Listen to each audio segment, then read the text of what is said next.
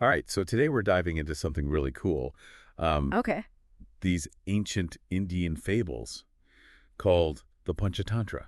Ah, the Panchatantra. And I actually love that name, Oh, because it literally means five strategies. it does. Yeah. Um, and these stories, they've been around for like over 2,500 years, Wow.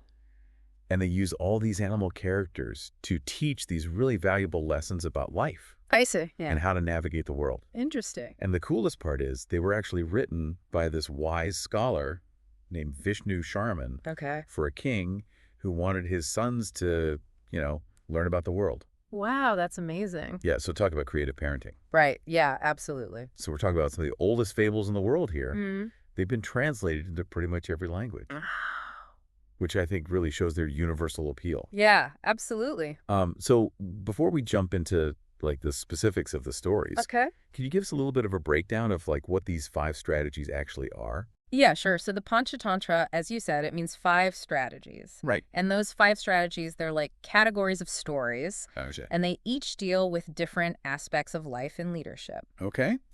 So the first one is called Discord Among Friends. Okay. And it focuses on, how friendships and alliances can fall apart even when they seem really strong. Yeah. And then there's Gaining Friends, which is like all about building relationships and alliances. Okay. And then we have Of Crows and Owls, which is kind of about like diplomacy and strategy in dealing with enemies. Okay. And then Loss of Gains, which is about, how quickly things can change and how important it is to be adaptable. And finally, there's Imprudence, which is all about the dangers of acting without thinking. Right. So like hasty decisions and that kind of thing. Yeah, exactly. Exactly. And it's really fascinating how these categories, they're like surprisingly relevant even today. hmm Like we're still dealing with the same kinds of issues in relationships Oh, absolutely. and diplomacy Yeah. and even personal growth. I think that's what makes them so timeless. Yeah. They tap into these fundamental truths about human nature. Right. And I think that's like what really drew me to these stories in the first place, like this idea of, animals teaching us life lessons. It's pretty cool, right? It's so cool. And I'm like especially curious about, why you think this approach is so effective, especially when it comes to like teaching children. Well, I think it's because animals, they hold this special place in a child's world, Yeah. They're seen as relatable Yeah. and almost magical in a way. Right. Like they can talk and have adventures. Exactly. And, a talking lion or a scheming fox hmm is way more captivating than a dry lecture on ethics. Oh, absolutely. So these animals, they become these vessels for complex ideas, Yeah. making them more digestible and memorable for young minds. It's like sneaking veggies into a smoothie. You get the good stuff without even realizing it. Right. And I think that's like part of the genius of these stories, the way they use animals as stand-ins for human traits. Yeah. It's what makes them so compelling and memorable. Right. And speaking of stories,